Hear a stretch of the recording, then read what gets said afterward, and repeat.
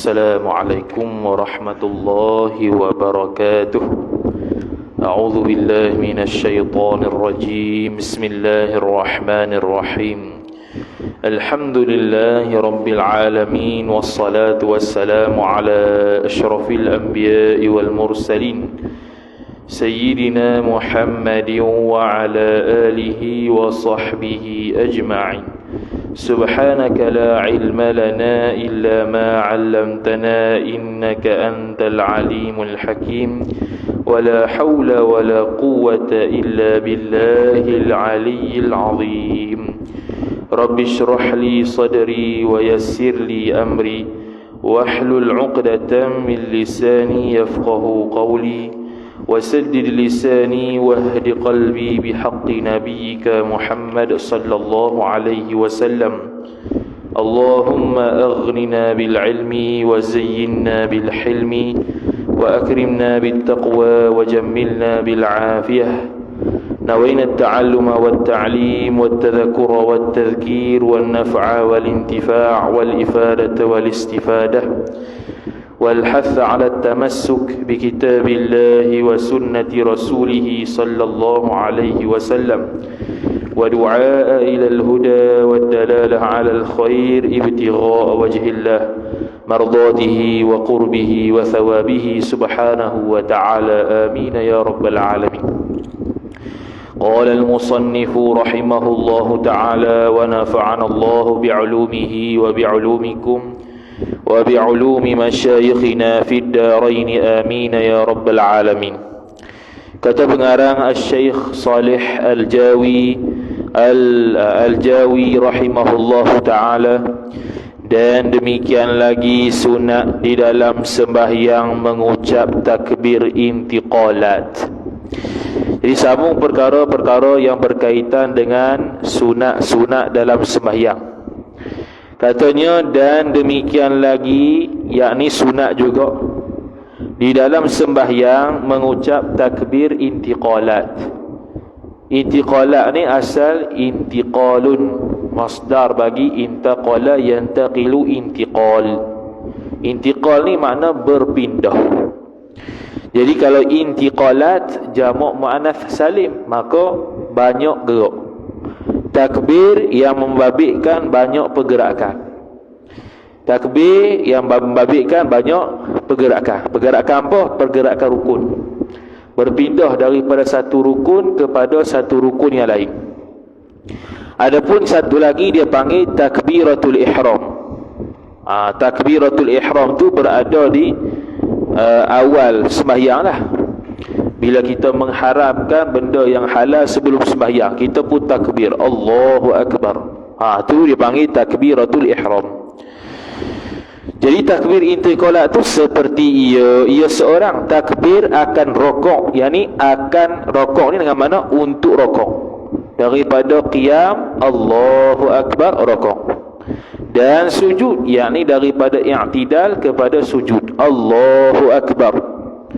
Dan bangkit daripada sujud untuk rakaat seterusnya Allahu Akbar juga. Dan pada tahiyat yang awal, bila kita nak naik tahiyat awal daripada sujud Allahu Akbar. Banyak tu. Tu dia pun sebut bila nak takbir tu, dan mulai takbir itu, takbir intiqalat, daripada pertama tunduk hingga kesudah-sudahannya. Takbir itu daripada pertama tunduk hingga, daripada pertama tunduk, yang ni kalau dia rokok atau sujud lah. Kalau tunduk tu, semula nak naik tu Allahu Akbar. Kesudahannya bila sudah naik maka bar. Jadi Allah tu tarik panjang lah. Allahu Akbar. Dan daripada pertama bangkit hingga kesudah-sudahannya. Ni kalau bangkit daripada sujud, mungkin tunduk tadi tunduk rokok lah, tak dia gitulah. Ni bangkit daripada sujud, bangkit daripada tasyahud awal. Melainkan di dalam i'tidal. Okey, selesai situ. Jadi sunat untuk takbir intiqalat, sunat untuk melakukan takbir intiqalat. Takbir intiqalat ni disunatkan untuk kita panjang. Sebut tu Allahu Akbar. Dia Allah tu yang panjang, bukan bar. Tu tak boleh panjang. Kalau akbar, Allah itu gendang. Habis cerita lagu tu. Jadi Allah tu yang panjang. Kita makkan Allahu Akbar. Panjang tu bila? Mula daripada start kita nak bangkit tu. Kalau rokok tu daripada tunduk tu nak bangkit, on the way nak bangkit tu terus Allahu Akbar. Bar tu situ lah. Tapi kalau rokok sami Allah, tu tak ada Allahu Akbar. Jadi contoh daripada sujud ataupun bangkit daripada tasyahud awal. Jadi tunduk dengan bangkit itu boleh kata lebih kurang lah. Tunduk dengan bangkit ni, bangkit daripada sujud, bangkit daripada tasyahud awal. Ataupun tunduk ni daripada qiyam ketika nak tunduk ke rokok. Mula saja nak tunduk tu takbir Allahu Akbar. Takbir tu angkat tangan lah kalau untuk rokok tu. Dah start dah Allahu Akbar. Bar saja dah ada posisi rokok. Sunat panjangkan Allah. Meskipun dia datangkan duduk istirahah. Jadi bila kita bangun daripada rakaat pertama hingga ke rakaat kedua, rakaat ketiga kepada rakaat keempat, disunatkan duduk istirahah, duduk rehat sebentar. Dalam sembahyang tidak ada benda yang diam melainkan duduk istirahah. Selain daripada duduk istirahah, maka dia disunatkan untuk penuhkan dia daripada zikir. Sebab tu kita makkan takbir tu Allah, supaya kita pergerakan kita sambil ada pergerakan yang ada zikir. Senyap tu satu ya ketika duduk istirahah. Senyap pada zikir tu ketika duduk istirahah tu. Kalau takdir kata kalau kita duduk istirahah tu tak sebut apa-apalah. Sebab tu kita kata sunat takbir intiqalat ni walaupun kita datangkan duduk istirahah sekalipun. Makna kalau kita sujud nak bangkit rakaat kedua tu, nak bangkit saja Allahu Akbar, bar tu dah sampai rakaat kedua ataupun rakaat keempat. Walaupun kita duduk istirahah sekalipun, kita mula dah takbir bila kita angkat kepala daripada sujud, walaupun kita duduk istirahah. Bukannya kita duduk istirahah, nak pergi duduk istirahah tu tak ada takbir lagi, lepas kita duduk istirahah nak ke naik baru buat takbir. Bukan. Dia start daripada angkat kepala daripada sujud dah sudah takbir. Tu sunat. Supaya apa begitu? Supaya kita ni tidak kosong daripada zikir ketika kita melaksanakan sembahyang. Tu. Sebab tu tidak dituntut oleh seseorang tu diam ketika mana dalam sembahyang. Mesti akan dipenuhi dengan zikir. Setiap gerakan kita mesti akan dipenuhi dengan zikir kepada Allah Subhanahu wa taala. Hak ni yang kita sebut panjang-panjang ni pada takbir intiqalat. Pada takbir apa dia? Pada takbir intiqalat. Adapun takbiratul ihram maka sunat cepat. Tak sunat memakkan dia. Sunat cepat. Allahu Akbar. Situ tu takbiratul ihram. Kenapa? Sebab apa perlu cepat? Kerana supaya tidak hilang niat. Kerana niat mesti muqaranah dengan takbiratul ihram. Niat mesti disertai dengan takbiratul ihram. Dan takbiratul ihram disertai dengan niat yang afdalnya ialah muqaranah haqiqiyah. Mula daripada A pada Allah sampai Ra pada akbar ada niat belaka. Jadi sunatnya cepat. Allahu Akbar. Tu kalau takbiratul ihram. Dan kalau dia buat takbir intiqalat tadi, disunatkan untuk jahar. Disunatkan baca dengan jahar kalau dia itu tu imam, supaya makmum dapat mendengar pergerakan imam ke mana. Ataupun takbir intiqalat itu sunat jahar bagi muballigh. Muballigh ni ialah naib tu imam. Kalau kat Mekah tu bila tu imam Allahu Akbar, ada seorang lagi akan sebut Allahu Akbar. Tu muballigh. Muballigh ni asal dia untuk sampaikan suara imam kepada makmum. Jadi kalau masjid kita tu makmum dah sampai dah suara, tak payah muballigh lah. Ni nak buat macam Mekah kan. Masjid kecil je, ada mubalik ke. Tak dapat edah tu mubalik tu adalah untuk menyampaikan suara kepada makmum. Jadi kalau suara tu dah sampai kepada makmum, tak payahlah mubalik tu. Cuma kena hati-hati orang yang menjadi tu imam ataupun orang yang jadi mubaligh, ketika dia kuatkan suara takbir, dia perlu qasak zikir. Bukan qasak memberitahu orang sahaja. Dia perlu qasak zikir ataupun qasak zikir serta beritahu orang, baru sah sembahyang dia. Tapi kalau semata-mata qasak memberitahu orang, tidak sah sembahyang dia, batal, kerana dikira cakap. Al-i'lam, memberitahu kepada orang. Jadi kena qasak dia tu zikir ataupun zikir serta mengqasakkan beritahu pada orang lain, bukannya beritahu kepada orang lain semata-mata. Kerana kalau qasak memberitahu orang lain semata-mata, orang lain tu makmum lah, maka batal sembahyang dia, kerana dikira sebagai cakap. Begitu juga kalau dia tak niat apa-apa, dia takbir Allahu Akbar, suara keras, tanpa ada niat zikir, tanpa ada niat memberitahu pada orang, juga batal pada hak orang alim saja.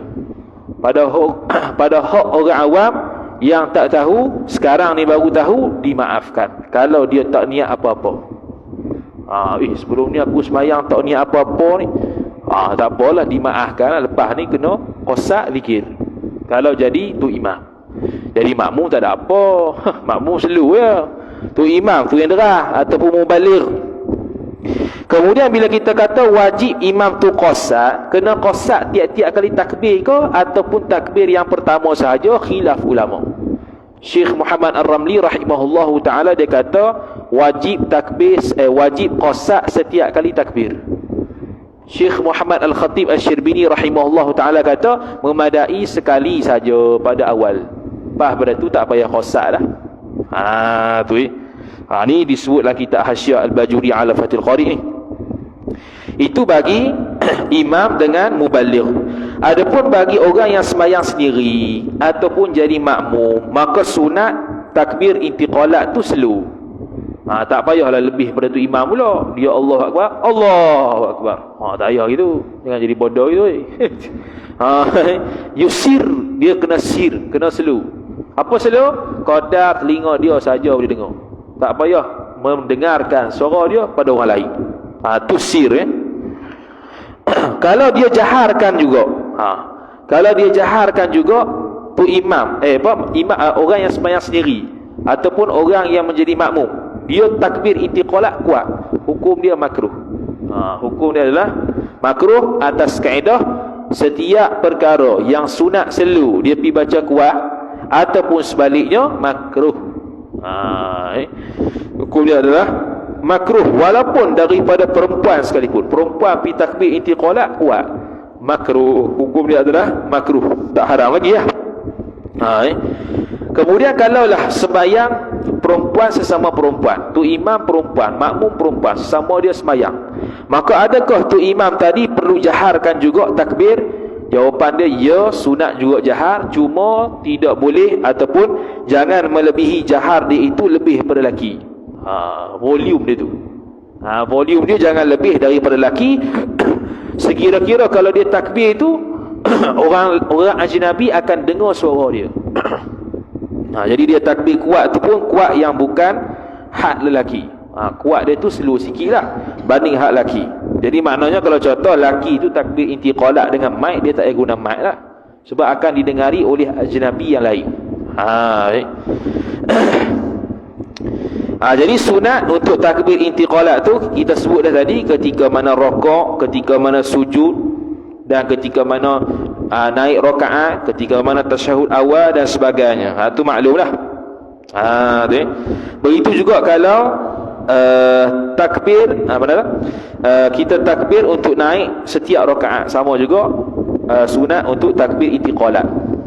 Cuma bezanya antara rakaat pertama nak naik ke rakaat kedua, rakaat ketiga nak naik ke rakaat keempat, ada duduk istirahah, duduk rehat sebentar. Qala al-musannifu rahimahullahu ta'ala, hingga habis. Melainkan dengan makna tak payah takbir intiqalat, tapi sebut benda lain. Mana? Di dalam i'tidal. Ketika di i'tidal diucapnya seorang sami'allahu liman hamidah. Sami'allah, Allah Ta'ala telah mendengar, liman hamidah, bagi orang yang memuji akan Allah Ta'ala. Sebab apa kata gini? Sebab ada kisah. Satu hari Sayyidina Abu Bakar As-Siddiq radhiyallahu ta'ala anhu mari lewat sembahyang. Nabi sallallahu alaihi wasallam telah sembahyang. Dia mari-mari tengok-tengok Nabi sallallahu alaihi wasallam telah rokok. Telah rokok. Bila dia dapati Nabi sallallahu alaihi wasallam telah rokok, maknanya Nabi sallallahu alaihi wasallam tak habis sembahyang lagi lah. Maka Sayyidina Abu Bakar As-Siddiq radhiyallahu ta'ala anhu sebut alhamdulillah. Alhamdulillah, sempat lagi. Kita tak alhamdulillah dah. Itu alhamdulillah. Ya alhamdulillah, dia sebut alhamdulillah. Bila sebut alhamdulillah, maka malaikat Jibril turun dan malaikat Jibril sebut sami'allahu liman hamidah. Maka Nabi sallallahu alaihi wasallam menyuruhkan umat dia menjadikan perkataan sami'allahu liman hamidah itu ketika i'tidal. Itu asal usul sami'allahu liman hamidah. Apa sami'allah? Allah Ta'ala mendengar man hamidah, orang yang memujinya. Siapa tu? Sayyidina Abu Bakar. Jadi kalau tidak kerana Sayyidina Abu Bakar As-Siddiq radhiyallahu ta'ala anhu, maka tak ada lah sunatnya sami'allahu liman hamidah. Mungkin boleh jadi takbir saja. Tu asal usul sami'allahu liman hamidah.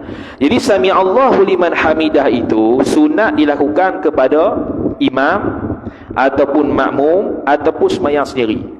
Tiga-tiga ni sunat belaka. Bila nak naik ke i'tidal daripada rukuk, sami'allahu liman hamidah, dah tu dah berdiri dah. Sa tu, sebut sa tu bila nak angkat kepala daripada rukuk nak ke i'tidal, sami'allahu liman hamidah. Maka tu imam, makmum dengan orang yang sembahyang sendiri sunat belaka sebut sami'allahu liman hamidah.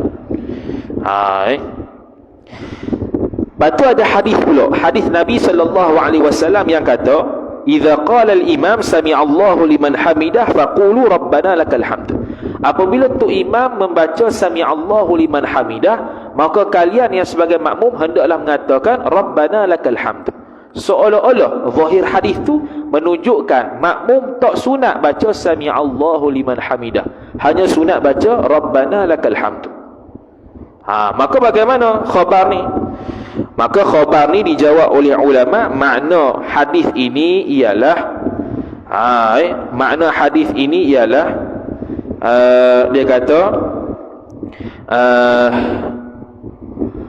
dia kata gini. Nabi SAW kata faqulu rabbana lakal hamd, kamu hendaklah berkata rabbana lakal hamd, yakni selepas kamu baca sami'allahu liman hamidah. Ulama tanggung gitu. Ulama mazhab Syafi'i kita, hadis Nabi SAW kata, bila tu imam baca sami'allahu liman hamidah, hendaklah kalian sebagai makmum baca rabbana lakal hamd. Jadi seolah-olah tak sunatlah bagi makmum sami'allahu liman hamidah. Maka ulama tafsir kata, ulama menafsirkan kata, itu yang sunat rabbana lakal hamdu bila makmum sudah membaca sami'allahu liman hamidah. Tanggung situ. Jadi secara mutlak lah, sama ada sembahyang sendiri ke, jadi tu imam ke, jadi makmum ke, sunat rabbana lakal hamd. Dan sami'allahu liman hamidah itu sunat imam menjaharkan, baca dengan kuat sami'allahu liman hamidah, dan sunat bagi makmum baca slow rabbana lakal hamd. Jadi sebab tu imam bila kita tengok sami'allahu liman hamidah, lepas tu slow dah rabbana lakal hamd. Begitu juga muballigh. Muballigh pun sama. Muballigh ni siapa dia? Orang yang menyampaikan suara imam. Orang yang menyampaikan suara imam, dia seolah-olah macam imam. Jadi apa yang imam diam, dia sunat diam. Apa yang imam jahat, dia sunat jahat. Jadi muballigh pun sami'allahu liman hamidah, lepas tu rabbana lakal hamd, dia tak kuat. Kata Imam Bajuri rahimahullahu ta'ala, kebanyakan di zaman dia yang muballigh, dia kata kalau mu tengok muballigh tu sebut rabbana lakal hamd tu kuat. Sebab apa jadi begitu? Sebab kejahilan mereka. Jahil tu. Muballigh, mana-mana muballigh, kalau tu imam sebut sami'allahu liman hamidah, muballigh pun kata rabbana lakal hamd. Hak tu sebab kejahilan mereka. Imam Bajuri sebut jahil tu. Dengar kat mana je tu? Faham lah. Ni mazhab kita Syafi'i lah, mazhab Hanbali tak tahu lah. Jadi kalau Malaysia contohnya, Malaysia tak payah dah muballigh ni, ada mic dah. Ni buh juga muballigh, padahal tu imam yang suara dengar dah. Tak ada faedah muballigh. Tambah kerja orang pula. Jadi sunat bagi muballigh macam tu imam. Adapun makmum dan semayang seorang diri, sami'allahu liman hamidah dengan rabbana lakal hamd, dua-dua tu sunat selalu. Dua-dua tu sunat selalu. Rabbana lakal hamd, sami'allahu liman hamidah, rabbana lakal hamd. Dua-dua tu sunat selalu berlaku. Sunat selalu berlaku. Kemudian kita nak sebut rabbana lakal hamd ke ataupun rabbana walakal hamd. Dia ada 7 sirah. Dia ada 7 peseng. Yang kita buat rabbana lakal hamd, tu satu. Yang kedua rabbana walakal hamd, 2. Yang ketiga Allahumma rabbana lakal hamd, 3. Kalau yang keempat Allahumma rabbana walakal hamd, 4. Tambah Allahumma itu. Lepas tu lakal hamdu rabbana, ataupun alhamdu li rabbina, ataupun li rabbinal hamd. 7. Tapi antara 7 ni yang afdal ialah seperti kita sebut rabbana lakal hamd. Itu yang paling afdal. Paling afdal menurut Imam Nawawi dan Imam Ar-Rafi'i rahimahumullahu subhanahu wa ta'ala, ulama mutaakhirin madhab Syafi'i yang mu'tabar. Imam Nawawi dengan Imam Rafi'i, apa dia? Yang afdal rabbana lakal hamd. Kerana apa rabbana lakal hamd itu lebih afdal? Kerana sabit dalam hadis Nabi sallallahu alaihi wasallam begitu. Walaupun kata Imam Asy-Syafi'i radhiyallahu taala anhu, dia kata aku lebih suka kalau kalau rabbana walakal hamd dibaca rabbana walakal hamd. Tambah waw. Sebab apa tambah waw? Sebab bila sebut rabbana walakal hamd, dia ada doa dan i'tiraf. Doa ke mana? Rabbana walakal hamd, ay Rabbana istajib lana, wahai Tuhan kami, perkenankanlah doa kami, perkenankanlah engkau bagi kami. Walakal hamd, hatu i'tiraf Tuhan tu layak dipuji. Ada i'tiraf dan doa. Tu pendapat Imam Syafi'i. Pendapat Imam Syafi'i Rabbana walakal hamd lebih afdal berbanding Rabbana lakal hamd. Kerana Rabbana walakal hamd ada i'tiraf, ada doa. Yakni Rabbana istajib lana walakal hamd. Wahai Tuhan kami, perkenankanlah kami. Hak tu doa. Walakal hamdu, dan bagi engkau jualah puji. Hak tu iktiraf Tuhan dari sudut kepujian. Walaupun Imam Syafi'i berpendapat sebegitu, Imam Nawawi, Imam Rafi'i menyanggah pendapat tersebut kerana tidak warid daripada hadis Nabi sallallahu alaihi wasallam.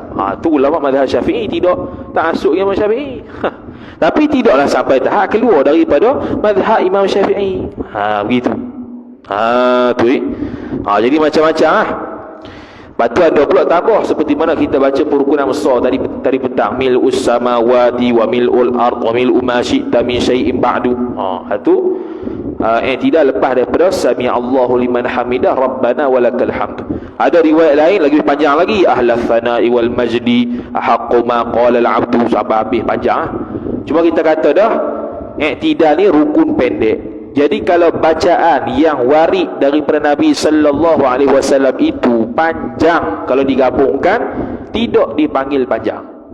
Yang dipanggil panjang bila kita baca zikir ataupun doa yang warid daripada Nabi, yang tidak warid daripada Nabi sallallahu alaihi wasallam, barulah dikira tidak boleh lebih daripada qadar Fatihah kalau i'tidal. Tak boleh lebih daripada sekurang-kurang tasyahud kalau duduk antara dua sujud. Tu ketika i'tidal selesai. Qala al-musannif rahimahullahu ta'ala, Bermula sunat di dalam rokok itu memanjangkan belakangnya. Memanjangkan tadi bermula sunat di dalam rokok itu memanjangkan belakang seorang serta tengkuknya tengkuk seorang. Memanjang ni apa dia? Iaitu batang tubuh belakang kita ni lurus, sekira-kira boleh diletakkan papan dan tak jatuh. Panjang tu hingga rata kedua belakang dan tengkuk. Jika tiada seperti yang demikian itu, maka makruh jua. Hak tadi itu dia panggil rokok yang paling sempurna, akmalur rokok, iaitu macam ni lah. Sekira-kira kalau letak papan, dia tak jatuh. Kalau kita buat aqallur rokok, apa aqallur rokok? Sekurang-kurang rokok. Sekira-kira kalau kita tunduk, kita kalau hulu tangan ke lutut sampai, maka hak tu makruh. Hak tu makruh. Walaupun sah rokok, tapi perbuatan tersebut makruh. Kecuali kalau uzur, maka tak makruh lah. Dia boleh tunduk takat tu je. Awak kan? Dan mendirikan kedua paha. Meluruskan dua paha. Paha ni berdiri. Ada setengah orang paha dia bengkok. Dia macam orang nak tangkap main bola tu. Sebelum main bola tu tangkap gambar. Macam tu dia bongkok gitu. Bukan gitu kan? Dia kena lurus daripada paha sampai ke betih, lurus. Dan memegangkan kedua lutut, hak tu sunat. Pegang dua lutut sunat, tak wajib. Tu. Dan menjarangkan jari dengan menghadap kiblat. Menjarangkan jari bila kita letak dekat lutut tu, jarang. Bukan rapat macam ni, kena jarang sikit. Lepas tu menghadap kiblat, bukan pegang macam ni. Pegang tetap macam ni. Sekira-kira kalau turun jari akan menghadap kiblat. Bukannya ni lutut kita pegang gini. Sebab apa? Sebab dia menghadap kiblat. Kepala otak dia. Tu kena belajar. Baca kitab sendiri habis. Macam mana menjarangkan jari dengan menghadap kiblat? Sudah dia buat bid'ah sendiri. Serta mengucap subhana rabbiyal azim wa bihamdih, ataupun riwayat lain subhana rabbiyal azim tanpa ada wa bihamdih. Okey, siapa-siapa yang meninggalkan tasbih dalam rokok ataupun tasbih dalam rokok lah khususnya. Tasbih dalam rokok, siapa-siapa yang tinggal, hukum dia makruh. Manakala kalau dia rokok saja tanpa ada tasbih, hukum dia makruh. Dan siapa-siapa yang sokmo-sokmo buat tasbih ketika rokok dan sujud, okey, sebelum tu meninggalkan subhana rabbil a'la pada sujud, subhana rabbil azim pada rokok, makruh. Dan kalau seorang tu sokmo-sokmo meninggalkan tasbih, rokok dan sujud dia, maka kata setengah ulama, kata Syekh Ibn Qasim rahimahullahu ta'ala, dia kata boleh terlucut dia tu jadi saksi. Dia tu tak boleh jadi saksi. Kalau sokmo-sokmo tinggal tasbih, rokok, tasbih, sujud, dia tak boleh jadi saksi nikah. Dia tak boleh jadi saksi nak tengok anak bulan. Dia tak boleh jadi saksi zina. Tak boleh, kata sebahagian ulama. Betul hak tu. Berat tu. Walaupun sunat itu. Dan tasbih subhana rabbil azim wa bihamdi sama lah dengan tasbih sujud tu.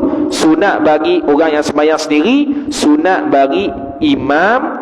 Sunat bagi imam tu baca 3 kali. Tak sunat bagi imam baca lebih 3 kali. Imam mana ni? Imam yang berada di masjid tepi jalan.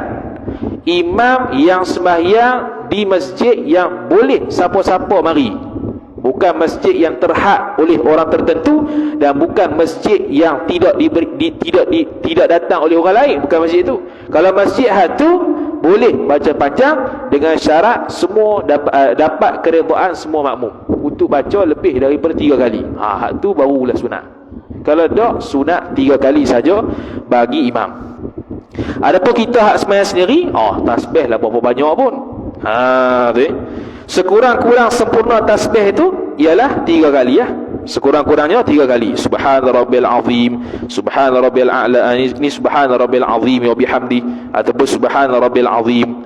Kalau buat sekali dapat dah asal sunat. Asal sunat tu dah dapat dah. Kalau buat sekali, cuma tak sempurna, sekurang-kurang sempurna. Subhana rabbil azim 3 kali tu sunat 3 kali. 3 kali tu sunat bagi tu imam, bagi makmum, bagi orang yang sembahyang sendiri. Cuma bagi orang yang sembahyang sendiri sunat tambah 3 kali. Sunat tambah lebih daripada 3 kali. 5 kali ke, 7 kali ke, 9 kali ke, 11 kali. Kata Imam Bajuri 11 kali saja limit dia. Tapi kata Imam As-Subki rahimahullah tidak ada terhad. Boleh buat beratus juta kali sekalipun. Subhana rabbil azim. Rokok 5 jam boleh. Sambil tasbih subhana rabbil azim. Tu. Habis. Kemudian kata musannif rahimahullah taala. Tu dia kata subhana rabbil azim wa bihamdih 3 kali. Noktah.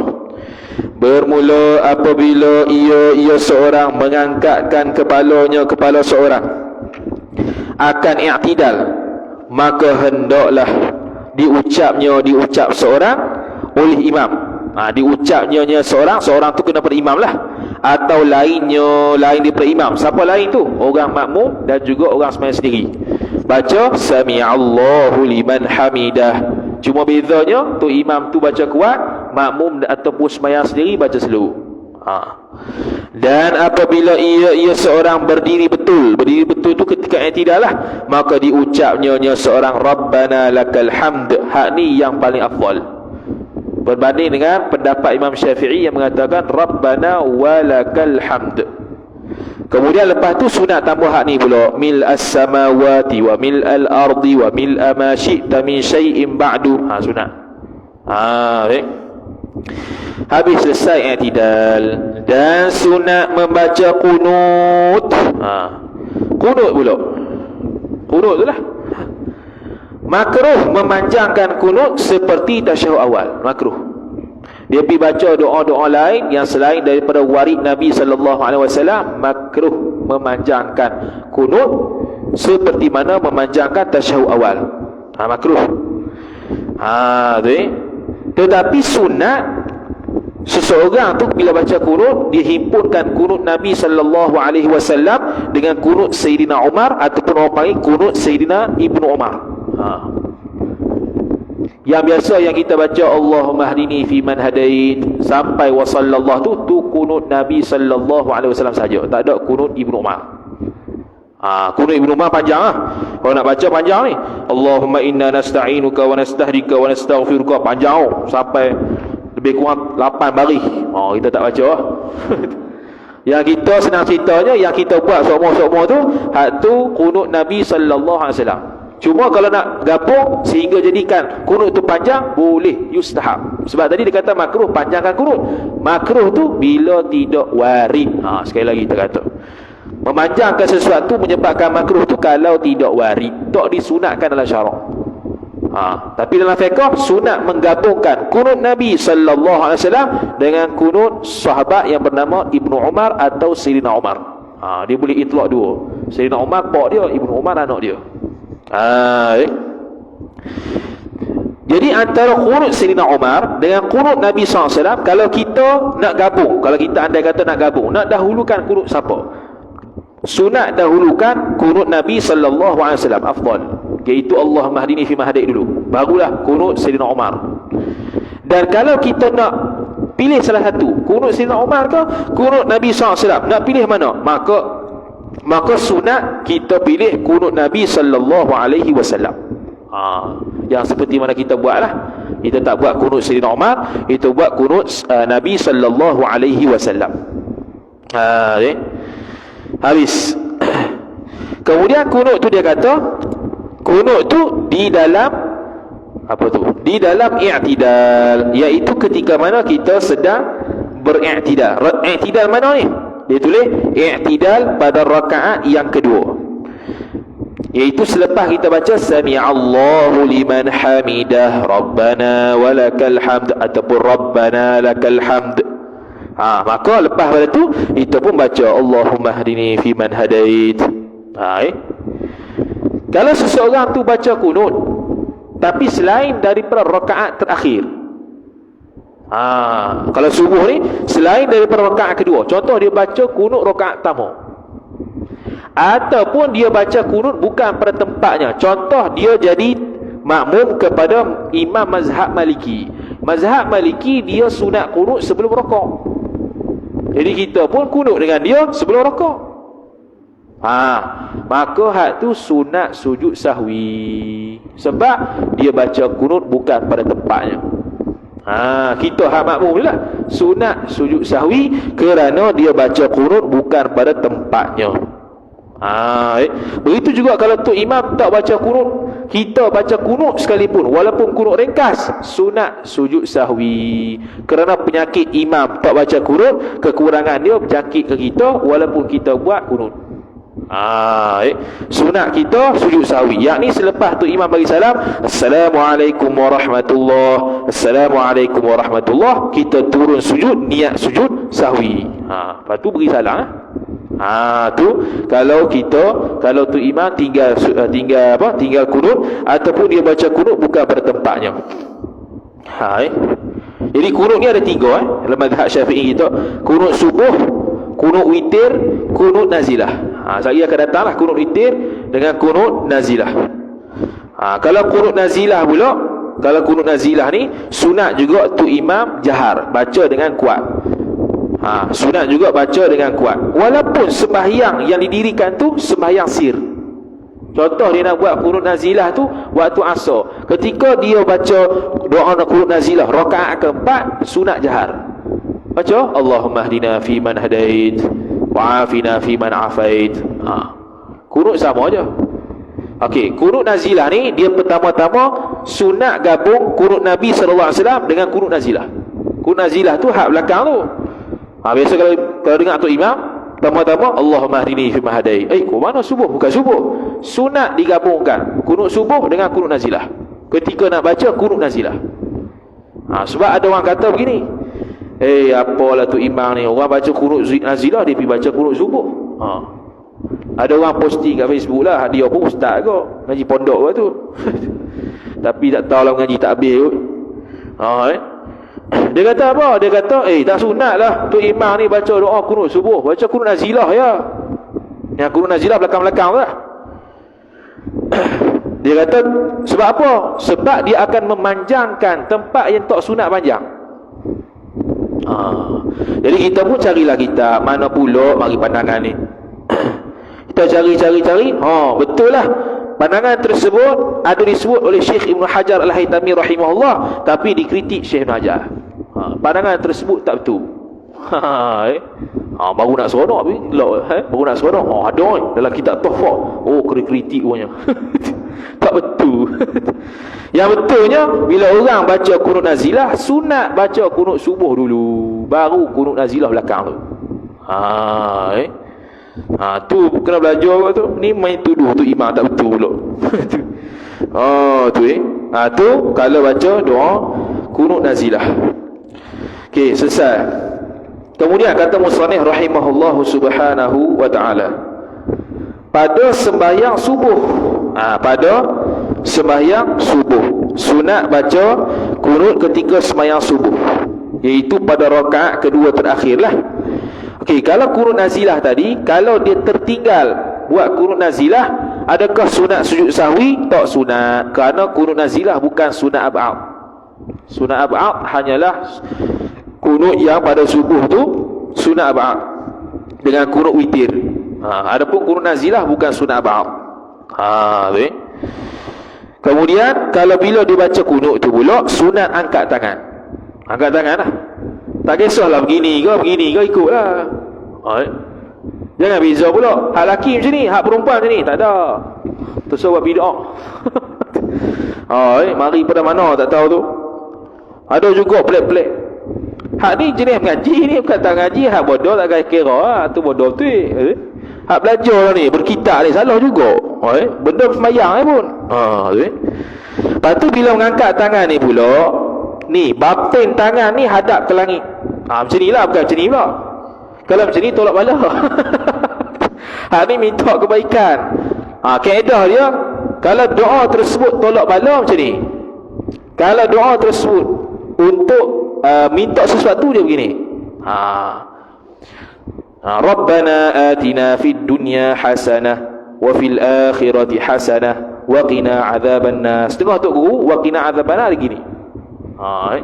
Sebab nak tolak daripada azab neraka. Dia gini. Antara yang kita tengok ya Tuan Haji Suhaimi ya. Dia gini. Kita tengok gitu tak apa, betul tu. Kemudian kata musannif rahimahullah taala, mana dia? Jadi sunat begitu. Lepas tu bila habis dah wa sallallahu ala sayyidina Muhammad wa ala alihi wa sahbihi wasallam, tak sunat sapu muka. Ni sebut khusus ni, bukan bid'ah dhalalah finnar, bukan ni. Tak sunat sapu muka. Tak sunat sapu muka selepas kunut subuh. Bahkan lebih utamanya dia tinggal sapu muka. Beza di luar sembahyang. Di luar sembahyang kalau berdoa, lepas habis berdoa sunat sapu muka. Tu lepas sembahyang sunat sapu muka disebut dalam hasyiah i'anatul talibin. Sekali dengan doa dia, ada doa dia lah.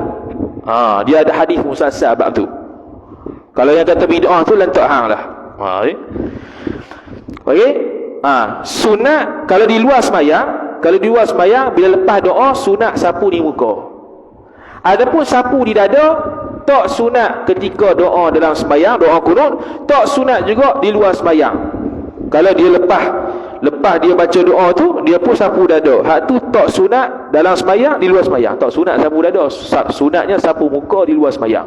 Dalam sembahyang tak sunat sapu muka. Biarkan begitu saja. Dan bila dah habis wa sallallahu ala sayyidina Muhammad wa ala alihi wa sahbihi wasallam, sementara tu imam takbir tu turunlah tangan makmum pun duduk macam ni juga.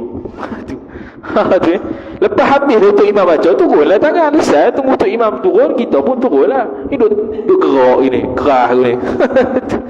Allah, macam-macam orang sembahyang. Tu. Jadi kalau apa nama tu? Tu cara angkat tangan. Tu cara angkat tangan tu. Habis. Iaitu kunut subuh, Allahumma hdini fi man hadait. Ni kalau seorang diri. Kalau tu imam kena tambah na. Allahumma hdina fi man hadait wa afini fi man afait. Kalau tu imam, wa afina fi man afait wa tawallani fi man tawallait. Kalau tu imam, wa tawallana fi man tawallait wa barik li fi ma a'tait. Kalau tu imam, wa barik lana fi ma a'tait wa qini syarra ma qadait. Kalau ada setengah nuskah, wa qini bi rahmatika syarra ma qadait. Kalau tu imam, wa qina syarra ma qadait fa innaka taqdi wa la yuqda 'alaik wa innahu la yadhillu man walait wa la ya'izzu man 'adait tabarakta rabbana wa ta'alait falakal hamdu 'ala ma qadait wa kalau tu imam, wa nastaghfiruka wa natubu ilaik. Okey. Kena bahas satu lagi, Allahumma hdina sampailah mana dia? Wa qini syarra ma qadait. Itu dia panggil doa. Daripada fa innaka taqdi sampai ala ma qadait. Sebelum astaghfiruka tu dia panggil puji. Astaghfiruka dia panggil doa semula. Meminta ampun kan? Doa lah balik. Okey, bila doa begini. Kalau Allahumma hdini sampai mana? Wa qini syarra ma qadait. Okey, sebelum tu bagi imam dalam kitab mazhab Syafi'i sebut daripada Allahumma hdini sampai wa sallallahu sunat jahar. Sunat jahar semua. Sunat baca kuat semua daripada Allahumma hdina sampai wa sallallahu ala sayyidina Muhammad. Itu pandangan mu'tamad. Kemudian hak doa ni nisbah makmum pula. Allahumma hdini sampai wa qini syarra ma qadait. Lepas Allahumma hdini fi man hadait, sunat sebut amin. Sunat sebut dia, sunat sebut amin. Lepas tu wa afina fi man afait, amin. Wa tawallana fi man tawallait, amin. Wa barik lana fi ma a'tait, amin. Sebab doa wa qina syarra ma qadait, amin. Fa innaka, bila mari fa innaka, khilaf ulama tiga pendapat. Pendapat pertama, makmum ikut semula, ikut sebut balik fa innaka taqdi, sama dengan tu imam. Cuma dia baca slow tu imam macam kuat dengan lebih tu imam pula. Dia seorang-seorang. Fa innaka taqdi wa la yuqda 'alaik wa innahu la yadhillu man walait wa la ya'izzu man 'adait tabarakta rabbana wa ta'alait falakal hamdu 'ala ma qadait. Sampai situ baca sendiri. Pandangan pertama. Pandangan kedua, diam. Tak kata apa, senyap, tengok kiri, tengok cicak. Kata gitulah senyap tu. Pandangan ketiga, setiap kali dia baca fa innaka taqdi wa la yuqda 'alaik. Sunat makmum tadi kata asyhad. Tu pandangan ketiga. Asyhad ini dengan mana? Aku saksi. Wa la yuqda 'alaik wa innahu la yadhillu man walait asyhad wa la ya'izzu man 'adait asyhad tabarakta rabbana wa ta'alait asyhad falakal hamdu 'ala ma qadait asyhad. Okey, besar.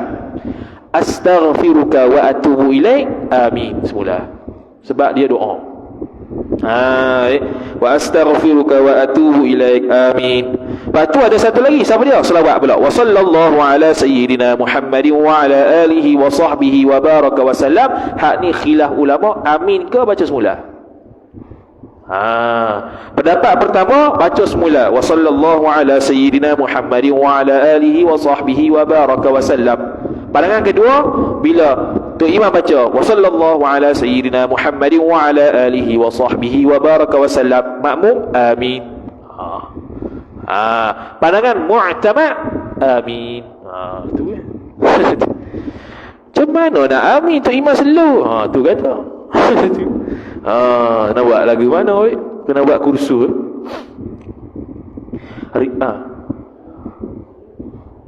Selalu kita baca sendiri lah. Kalau tu imam baca selalu, dia ada pandangan kedua, tu imam sunat selalu semua. Daripada awal Allahumma hadini sampai wasallallahu selalu semua. Kalau selalu semua, makmum baca sendiri, tak payah amin lah. Nak amin ikut mana? Kalau dia baca selalu berawal, kalau yang waktu puji dia selalu, kita baca sendiri lah. Gitu ya. Sama juga kalau wasallallahu dia selalu, kita baca sendiri ya. Sebab nak amin apa, dia tak baca kuat, kita dengar macam mana? Kalau baca selalu lah. Malah mu Allah malah wujud sunat lah. Agak riwayat Baihaqi. Ni hadis riwayat Baihaqi yang kata sunat ni. Imam Al-Baihaqi rahimahullah dalam kitab Busyra tadi sebut, dia meriwayatkan bahawasanya khulafa ar-rasyidin, Sayyidina Abu Bakar As-Siddiq, Sayyidina Umar, Sayyidina Uthman, Sayyidina Ali melaksanakan kunut subuh. Melaksanakan kunut subuh. 4 khulafa ar-rasyidin. Itu riwayat Imam Baihaqi. Dan hendaklah imam membaca kunut dengan lafaz jamak. Lafaz jamak tu ya tadilah Allahumma hdina, bukan Allahumma hdini. Allahumma hdina fi man hadait wa afina fi man afait. Itu dia panggil jamak. Sebab kita nak doa kepada imam serta makmum, bukan dia seorang. Ni Allahumma hdini untuk imam, makmum pun bengong ke amin. Habis kita untuk dia ya. Tu. Dan sunat kemudian yakni selepas daripada kunut itu membaca selawat dan salam atas Nabi sallallahu alaihi wasallam dan akan segala keluarganya, keluarga Nabi sallallahu alaihi wasallam. Tu lah. Selawat sunat. Kalau dia tinggal sunat sujud sahwi kerana dia sunat ab'ad. Sebahagian daripada sunat ab'ad, sama ada dia tinggal selawat ke atas Nabi ataupun tinggal selawat ke atas sahabat dengan keluarga Nabi SAW. Itu sunat ab'ad. Dan akan segala sahabatnya, sahabat Nabi sallallahu alaihi wasallam. Demikianlah diucapnya seorang Allahumma salli ala Muhammad wa ala ali wa sahbihi wa sallam wa sallim. Salli wa sallim, salla wa sallam. Begitu kan, kena regu dia tu. Dan sunat menadahkan kedua tangan daripada permulaan kunut datang, yakni bila mari kepada kesudahan kunut. Mana daripada awal sampai habis tadah tangan. Tadah tangan macam biasa nak doa tu. Tu Dan jangan ia seorang menyapukan tangan pada mukanya, muka seorang. Lepas daripada wa sallallahu ala sayyidina Muhammad wa ala alihi wa sahbihi wa baraka wa sallam, turun tangan terus. Tak payah macam ni. Hak ni sunat ketika selepas di luar sembahyang saja. Dalam sembahyang tak sunat sapu tangan. Sapu tangan pula, sapu muka. Dan pada dada seseorang, iaitu sapu pada dada itu makruh. Kalau sapu dada di luar sembahyang pun tak sunat juga. Di dalam sembahyang tak sunat, apatah lagi di luar sembahyang pun tak sunat, apatah lagi di dalam sembahyang. Dan demikian lagi sunat imam membaca dengan nyaring. Ini tadilah baca dengan jahar, iaitu daripada awal sampai habis. Itu pandangan mu'tamad mazhab Syafi'i. Dan disahut oleh makmum amin, iaitu pada mana? Pada doa lah. Amin, amin, amin. Dengan nyaring, dengan jahar. Amin tu jahar, batu makmum tu kita dengar amin. Jangan seluruh pula situ, kita kena jahar. Maka ia seorang makmum tadi mengikut pada kunut imam dengan perlahan-perlahan. Tatkala dibaca imam bagi makmum, fa innaka taqdi, hingga datang kepada kesudahannya, iaitu pada falakal hamdu ala ma qadai, diikuti imam atas pandangan mu'tamad. Pandangan kedua, dia senyap saja. Pandangan ketiga, setiap kali habis ayat tu asyhad asyhad asyhad. Boleh kunut esok kita diam saja, lusa asyhad.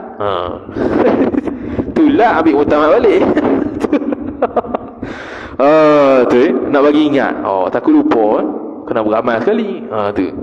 Dan sunat bagi makmum membaca kunut dengan perlahan-perlahan jika tiada dengar kunut imamnya. Kalau tu imam slow ataupun mic mampu, kawan tu duduk belakang soft yang ke-10, tak dengar point, dia baca sendiri. Tu. Dan demikian lagi sunat membaca kunut pada akhir i'tidal, pada tiap-tiap sembahyang fardu. Kunut apa ni? Kalau subuh, kunut subuh lah. Kalau witir, kunut witir. Kalau kunut nazilah di akhir rakaat. Kalau zuhur tu akhir rakaat keempat. Kalau maghrib akhir rakaat ketiga. Begitu. Kerana kedatangan bala. Ni khusus untuk kunut nazilah. Sebab datang bala, antara balanya COVID, boleh taun, virus kepada Islam ataupun setengah negeri Islam, Palestin ke, itu kita buat kunut nazilah. Jika kembali ke ketakutan itu atas sekali ketakutan itu ketakutan bala atas sekalian orang Islam seperti orang apa? Kitab Melayu. Orang berani. Dia tu dia apa? Kitab Melayu. Tak jumpa jari. Allah jeng tu. Dia kata apa?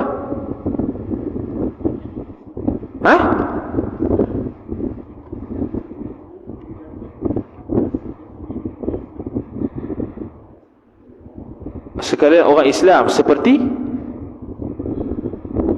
orang apa? Orang mengamuk. Jauhnya. Situ tulis ya. Merana, merapi, berani. Tu kata seperti mengamuk dengan berani. Betul? Itu. Bahasa dia. Bahasa Banjar ni. Mana berani jadi mengamuk. Tu mungkin bahasa dia. Seperti orang berani. Dahsyat. Seperti orang mengamuk. Seperti orang berani, yakni seperti orang mengamuk. Yang mana kalau orang mengamuk tu menyebabkan ketakutan. Boleh lagi tu. Situ tapi faham dah maksud tu. Maka bala itu iaitu bala seperti takut daripada seteru. Seteru tu musuh. Takut dengan musuh. Perang lah. Jikalau sama Islam sekalipun. Kalau sesama Islam sekalipun. Mana tahu perang sama Islam. Ada dah berlaku zaman sahabat Nabi SAW perang sama Islam. Cuma dari sudut akidah lagi tak jauh Haratut Tauhid sebut, kita kena serah urusan tersebut pada Allah Ta'ala. Tak boleh masuk campur lah. Kenapa perang sama sahabat Sayyidina Aisyah perang dengan Sayyidina Ali, Sayyidina Ali perang dengan Sayyidina Muawiyah. Itu ijtihad masing-masing. Kita tak boleh nak pergi dah. Tak boleh pergi dalam dah. Itu bukan hidup zaman dia. Kemudian seperti mana tadi sekalipun, atau kelaparan. Apa-apa bala lah. Itu contoh itu. atau sebab belalang atau tikus, yakni belalang atau tikus yang memberikan mudarat kepada tempat tu. Kalau kita COVID lah umat, melarat sangat sampai ada penyakit, maka boleh kunut nazilah atau barang sebagainya. Tetapi afdal membaca kunut itu dengan membalikkan kedua tangannya, kedua tangan seorang, sebab nak tolak bala. Sunat kalau doa berkaitan tolak bala dia begini, kalau minta sesuatu begini. Habis. Dan demikian lagi sunat membaca kunut, panjang kunut satu muka surat lah ni. Dan demikian lagi sunat membaca kunut pada i'tidal kesudahan rakaat witir pada malam 16 hari bulan Ramadan hingga akhirnya akhir Ramadan. 16 hari bulan, iaitu malam yang ke-16. Biasa tu imam kalau jadi malam yang ke-15 dia jadi serabut. Kena kunut dah. Malam ke-15 tak kunut lagi, malam ke-16 baru kunut. Nisful thani min Ramadan. Bahagian yang kedua daripada Ramadan. Jadi kalau tu imam tu jadi kena jadi tu imam pada hari ke-6, hari ke-15 dia jadi serabut. Kena baca kunut lagi belum lagi. Belum lagi. Dia buat tanya, apa pula kena baca kunut padahal dia tak tahu. Dia buat cover je. Padahal dia tak tahu. Dia buat tanya orang. Jadi kunut witir pun samalah. Baca macam kunut subuh. Bermula segala sunat di dalam sujud itu, baru habis kunut. Wallahu ta'ala alam. A'udzu billahi minasyaitonir rajim. Bismillahirrahmanirrahim. Alhamdulillahi rabbil alamin wassalatu wassalamu ala asyrafil anbiya'i wal mursalin sayyidina Muhammadin wa ala alihi wa sahbihi ajma'in. Allahumma zidna ilma warzuqna fahma. Allahumma zidna ilma warzuqna fahma. اللهم زدنا علما وارزقنا فهما وصلى الله على سيدنا محمد وعلى آله وصحبه وبارك وسلم والحمد لله رب العالمين والسلام عليكم ورحمة الله وبركاته.